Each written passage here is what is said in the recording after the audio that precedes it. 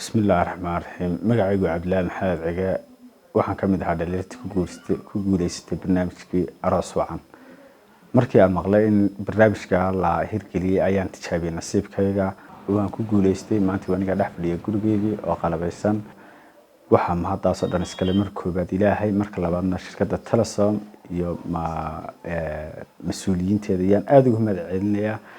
6 bilood masaariftii waa noo qoray وإنه صعطة إن شاء الله شغلنا وكرتين هدي لها لحظة كردينا ما شاء الله كردينا ويبحيين بشكوبات بالوالبنا وحي نقول هذا ونكوس راعين أن مصارفتنا نكوس راعين هدي لها لحظة العقوة نحسن الدعاء نقول لنا وين نوديبين ما شاء الله أبي مهتسينهين ما شاء الله وحن أقول قاعدين يا سيدة أيضا يرتقى قرب تاجنت هاي شركة التلسم وحنا قلتها ولا قلتها وشو يقوم هي مسنيد قيس إسلامي سو كل شيء أنتي أي dhalinyarta ay geli lahaayeen fasaad iyo ay wax ku dhici lahaayeen aad iyo aad bay mahadsan yihiin hawl la qabtay hawshu muhiimsanayd bay qabatay jazakallahu khayran balana